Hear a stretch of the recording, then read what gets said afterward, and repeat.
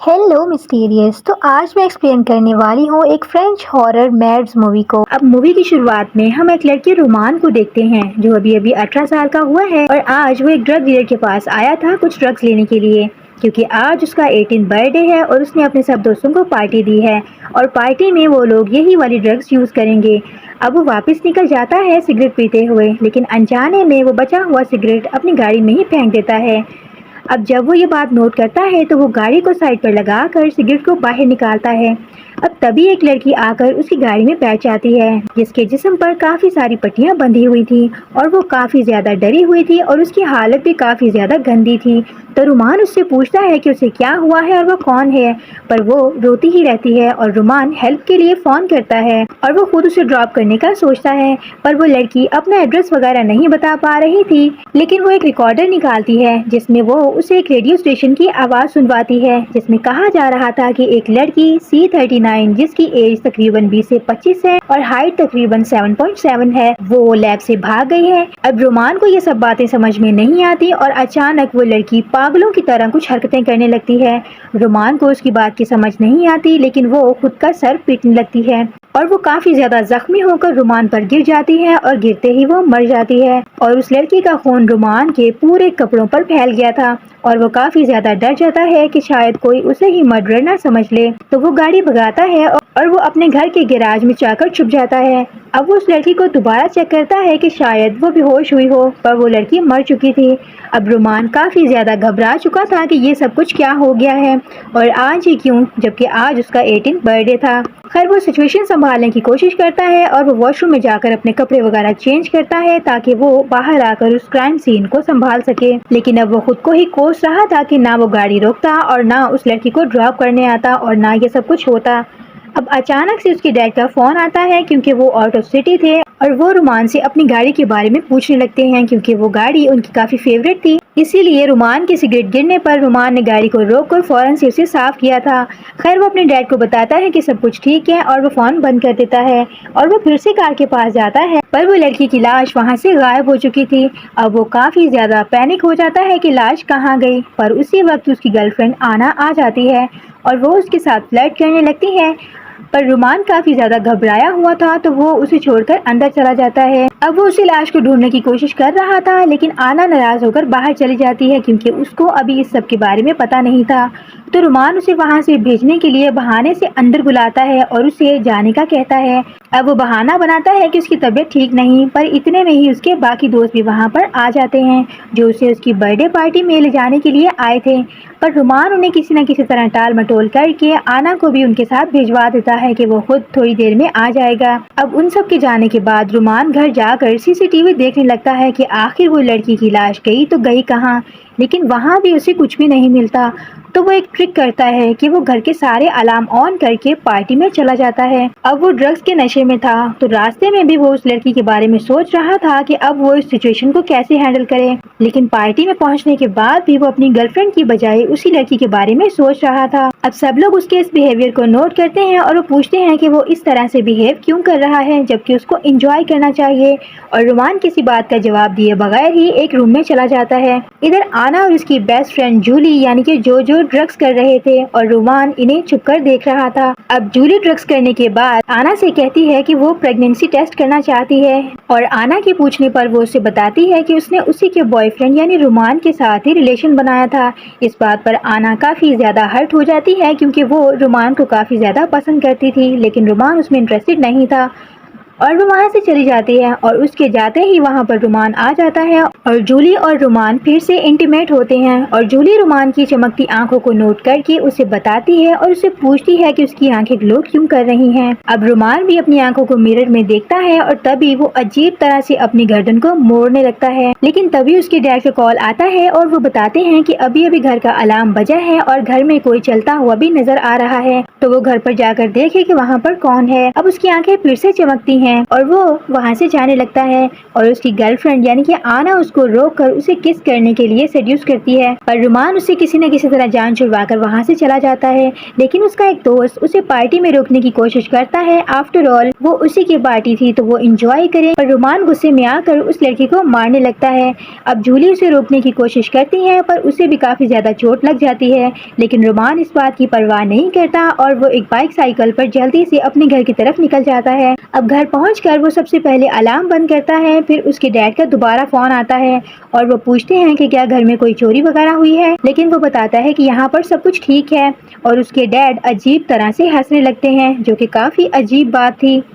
اب وہ گاڑی کے پاس جاتا ہے جہاں اسے وہی ریکارڈر ملتا ہے جس کی ریکارڈنگ سننے پر ہم جان پاتے ہیں کہ کوئی لڑکی تھی جس پر شاید لیب میں ریسرچ کی جا رہی تھی اور وہ لیب سے بھاگ گئی ہے۔ پھر وہ اس ریکارڈر کو رکھ کر اسی لڑکی کی لاش کو ڈھونڈنے لگتا ہے جس کی لاش اس کی گاڑی میں تھی اور اسے اپنے گھر کی دیواروں پر خون کے کافی زیادہ نشان ملتے ہیں اور وہ ان کو فالو کرتے ہوئے واش روم کی طرف جاتا ہے جہاں وہ لڑکی اسے زندہ ملتی ہے اور وہ لڑکی خود کو سٹیپ کر کے اپنے اندر سے کچھ نکالنے کی کوشش کر رہی تھی۔ وہ اس سے چاقو چھین لیتا ہے لیکن وہ لڑکی پھر بھی نہیں رکتی اور وہ اپنے ہاتھوں سے اپنے پیٹ کو پھاڑنے لگتی ہے۔ اب رومان اس کی یہ سچویشن دیکھ کر ڈر کر بھاگنے لگتا ہے، پر باہر کافی سارے کمانڈوز تھے جو اندر کی طرف آ رہے تھے، یعنی یہ لڑکی وہی لیب ایکسپیریمنٹ تھی جو لیب سے بھاگ گئی تھی اور اسی کو ڈھونڈتے ہوئے وہ کمانڈوز آ رہے تھے۔ اب وہ اندر آ کر اس لڑکی کو اپنے ساتھ لے جانے لگتے ہیں، لیکن وہ نوٹ کرتے ہیں کہ اس کے علاوہ بھی گھر میں کوئی موجود ہے تو وہ رومان کو ڈھونڈنے لگتے ہیں۔ اب رومان کو اس بات کا آئیڈیا ہوتا ہے تو وہ دوسری طرف سے بھاگنے لگتا ہے اور وہ بھاگتے ہوئے بالکل پاگلوں والی حرکتیں کر رہا تھا، مطلب وہ عجیب طرح سے زور زور سے ہنس رہا تھا اور گردن کو موڑ رہا تھا اور وہ روڈ تک آ کر خود کو بائٹ کرنے لگتا ہے اور وہ عجیب طرح سے روڈ کو بھی چاٹنے لگتا ہے۔ تبھی وہ کمانڈوز اسے بھی پکڑ کر اپنے ساتھ لے جاتے ہیں، لیکن تبھی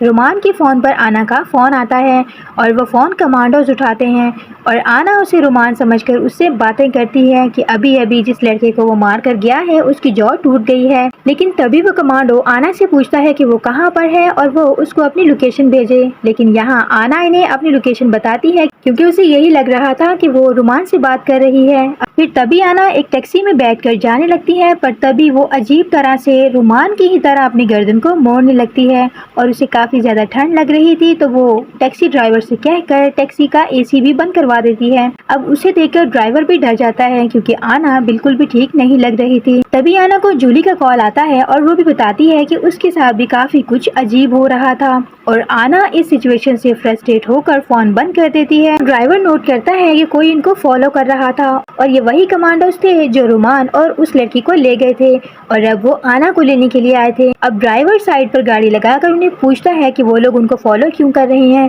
تب وہ لوگ بغیر کچھ کہے اس کو شوٹ کر دیتے ہیں اور اس چیز کو دیکھ کر آنا کافی زیادہ ڈر جاتی ہے اور وہ خود ہی ٹیکسی چلا کر بھاگنے لگتی ہے، لیکن کچھ ہی دور جا کر ڈر کے مارے وہ ٹیکسی سے اتر جاتی ہے کیونکہ اس کی طبیعت اب آؤٹ آف کنٹرول ہونے لگی تھی۔ تبھی وہ کمانڈوز بھی اس کا پیچھا کرتے ہوئے وہاں پر آ جاتے ہیں اور وہ اس کی بیک پر شوٹ کرتے ہیں، لیکن وہ پھر بھی بھاگ جاتی ہے اور وہ جا کر ایک کلب میں چھپ جاتی ہے اور وہ وہاں کے لوگوں سے ہیلپ مانگتی ہے کہ وہ پولیس کو فون کریں اور خود وہ بھاگ کر باتھ روم میں جا کر اپنے گھاؤ کو دیکھتی ہے جہاں اسے گولی لگی تھی اور وہ کافی زیادہ روتی ہے، پر تبھی اس کو جولی کا فون آتا ہے اور وہ اسے اپنے پاس بلا رہی تھی۔ اب تبھی آنا کو ڈھونڈتے ہوئے وہ کمانڈوز بھی اس کے پیچھے پیچھے کلب میں آ جاتے ہیں اور وہ لوگ کلب کے سارے لوگوں کو مار ڈالتے ہیں اور ہم دیکھتے ہیں کہ آنا کی آنکھیں بھی رومان کی طرح گلو کر رہی تھی اور کمانڈوز کے ڈر سے وہ ونڈو سے کود کر باہر کی طرف بھاگ جاتی ہے کیونکہ جولی نے اسے برج اسٹیشن پر آنے کا کہا تھا تو وہ بھاگ کر اس طرف جا رہی تھی، پر یہاں آنا بالکل پاگلوں والی حرکتیں کر رہی تھی کیونکہ وہ راستے میں جا رہی لڑکی پر حملہ کر کے اسے مار ڈالتی ہے اور آگے جا کر وہ ایک لڑکے سے اس کی سائیکل چھین لیتی ہے اور جب وہ بھاگنے لگتی ہے تو وہ لڑکا اسے روکنے کے لیے آتا ہے، پر آنا اسے بھی اسی طرح سے مار کر اسے پانی میں دھکا دے کر گرا دیتی ہے اور پھر وہ اسے سوری کہتی ہے کہ اس نے نہیں کیا اور پتہ نہیں یہ سب کچھ اس کے ساتھ کیا ہو رہا ہے۔ تبھی ہم سن پاتے ہیں کہ پورے شہر میں سائرنز بج رہے تھے، مطلب کہ یہ انفیکشن پورے شہر میں پھیل چکا تھا۔ خیر آنا کو جولی जूली मिल जाती है और वो उसे अपनी स्कूटर पर बिठाकर ले जाने लगती है, लेकिन रास्ते में आना पागलों वाली हरकतें करना शुरू करती है। यानी वो जूली पर अपना खून लगाती है और उसे काटने की कोशिश करती है। अब जूली इस बात से डर कर उसे धक्का देकर नीचे फेंक देती है, क्योंकि इसकी हालत देखकर जूली भी काफी ज्यादा डर गई थी। तो जूली स्कूटर से जाने लगती है कि तभी उसकी मॉम का फोन आता है और वो बताती है कि पूरे शहर में कोई इन्फेक्शन फैल गया है, जिसकी वजह से पूरे शहर में कोहराम मचा हुआ है और उनकी व्हील चेयर भी कहीं फंसी हुई है, तो वो आए और उनकी आकर हेल्प करें। तो जूली अपना स्कूटर लेकर वहाँ से जाने लगती है, लेकिन आना उसे पकड़ने के लिए उसके स्कूटर की स्पीड के बराबर स्पीड से भागने लगती है, जो कि बिल्कुल भी नॉर्मल नहीं था। खैर किसी तरह से जूली भागकर अपने घर की तरफ चली जाती है। अब वो एलिवेटर से जा रही थी, पर रास्ते में ही एलिवेटर रुक जाता है और वो वहाँ पर फंस जाती है और वो काफी ज्यादा पैनिक करने लगती है अपनी माँ को लेकर परेशान होकर। तभी वो बाहर से आना की आवाज को सुनती है, जो शायद से उसका पीछा करते हुए वहाँ पर भी पहुँच गई थी, और आना बिल्डिंग में सब लोगों को मारने लगती है और लिफ्ट में जूली को उन लोगों की चीखें सुनाई देती हैं। तभी बाहर से एक कमांडो की आवाज आती है और वो कहते हैं वो लोग उसे बचा लेंगे, और तभी वो लिफ्ट दोबारा से चल पड़ती है और जूली 5th फ्लोर पर पहुंचती है, जहां पर वो अपनी मॉम के पास जाने लगती है। पर आगे आना उसकी माँ के फेस को बुरी तरह से मार मार कर खत्म कर देती है और उन्हें खाने लगती है। वो बिल्कुल ज़ोंबी बन चुकी थी। अब ये सब कुछ देखकर जूली डर कर भागने लगती है और उसे एक कमांडो मिलती है और वो जूली की आंखों को चेक करती है, ये देखने के लिए कि वो इन्फेक्टेड है या नहीं। लेकिन वो इन्फेक्टेड नहीं थी, या फिर शायद अभी तक इन्फेक्शन का असर उस पर पूरी तरह हावी नहीं हुआ था। इसी वजह से कमांडो भी उसे पहचान नहीं पाई, तो वो अपना मास्क उतारती है और वो जूली को वहीं पर रुकने का कहकर खुद आना को मारने के लिए जाती है। और इस कमांडो और आना की काफी ज्यादा लड़ाई होती है, पर आना उसे काट लेती है, लेकिन कमांडो किसी न किसी तरह उसे कंट्रोल करके आना के सर पर शूट कर करके उसे मार डालती है। लेकिन क्योंकि अब कमांडो भी इन्फेक्टेड हो चुकी थी, तो वो जूली से कहती है कि अगर वो अभी तक किसी इन्फेक्टेड इंसान के कांटेक्ट में नहीं आई तो वो बच सकती है। लेकिन हम जानते हैं कि वो इन्फेक्टेड रोमान के साथ इंटीमेट हुई थी, जबकि उन दोनों को ही मालूम नहीं था कि रोमान इन्फेक्टेड है, और फिर आना ने भी उस पर अपना खून लगाया था। खैर कमांडो उसे एक टिप बताती है कि वो किसी ऐसी जगह पर रहे जहाँ पर काफी ज्यादा अंधेरा हो, क्योंकि रोशनी या लाइट्स इन ज़ोंबीज या फिर इन्फेक्टेड लोगों के अंदर के वायरस को ट्रिगर करती हैं। और वो कमांडो उसे अपनी गन देकर कहती है कि वो यहाँ से चली जाए, क्योंकि कमांडो इन्फेक्टेड है तो पता नहीं कब वो उस पर हमला कर दे।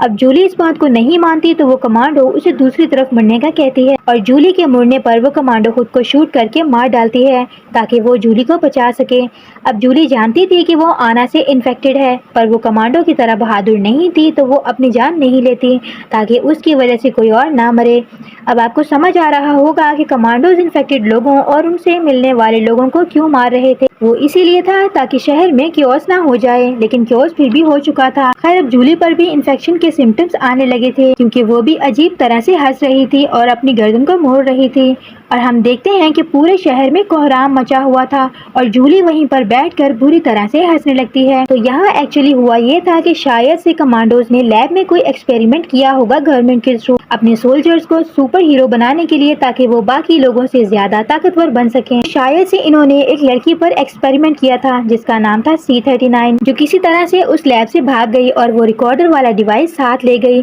तो जब वो रोमान से मिली तो उसने खुद को चोट लगाकर उस पर खून लगा दिया, जो कि अनजाने में हुआ था, लेकिन शायद उसके खून से इन्फेक्शन फैला और वो भी इन्फेक्ट हो गया। और वो इस पार्टी में गया जहाँ पर वो जूली से इंटीमेट हुआ, तो जूली भी इन्फेक्टेड हो गई। फिर उसने आना को किस किया तो वो भी इन्फेक्टेड हो गई। और घर पर वो लड़की यानी C39 भी खुद को काट कर अपने अंदर से कुछ डिवाइस निकाल रही थी। तो शायद से वो डिवाइस कोई ट्रैकर होगा जो एक्सपेरिमेंट के वक्त उसके अंदर इंसर्ट किया होगा, ताकि एक्सपेरिमेंट फेल हो जाने पर वो उसको भागने के बावजूद भी ट्रैक कर सके और उसे पकड़ सके। और वो ऐसा कर भी लेते हैं, लेकिन तब तक काफी ज्यादा देर हो चुकी थी, यानी तकरीबन शहर के तमाम लोग इन्फेक्टेड हो चुके थे। तो यहाँ पर पॉइंट ये था कि इन्फेक्टेड लोग खुद से नहीं मरते, यानी जैसे कि वो लड़की शुरू में मर गई थी, लेकिन एक्चुअल में वो मरी नहीं थी, बल्कि कुछ देर के लिए डेड हो गई थी। और जब वो अपने सेंसेस में आती है तो वो गाड़ी से गायब हो गई और चलते हुए नजर आई, क्योंकि वो जिंदा थी, लेकिन उसका खुद पर कंट्रोल नहीं था, यानी वो बिल्कुल ज़ोंबीज़ की तरह थी। अब इनको खत्म करने का तरीका ये था कि इन्फेक्टेड लोगों के सर पर शूट किया जाए, और यही काम वो कमांडोज भी कर रहे थे, यानी कि वो चुन चुन कर सब लोगों को मार रहे थे। लेकिन फिर भी पूरा शहर इन्फेक्टेड हो चुका था, तो इससे हमें आइडिया हो जाता है कि ये इन्फेक्शन कितना ज्यादा खतरनाक था। और इसी तबाही और कोहराम को दिखाते हुए मूवी यहीं पर एंड हो जाती है बिना किसी सोल्यूशन के। तो फ्रेंड्स, ये थी मैड्स मूवी की कहानी। लेकिन आपने पूरी वीडियो देख ली पर अभी तक सब्सक्राइब नहीं किया।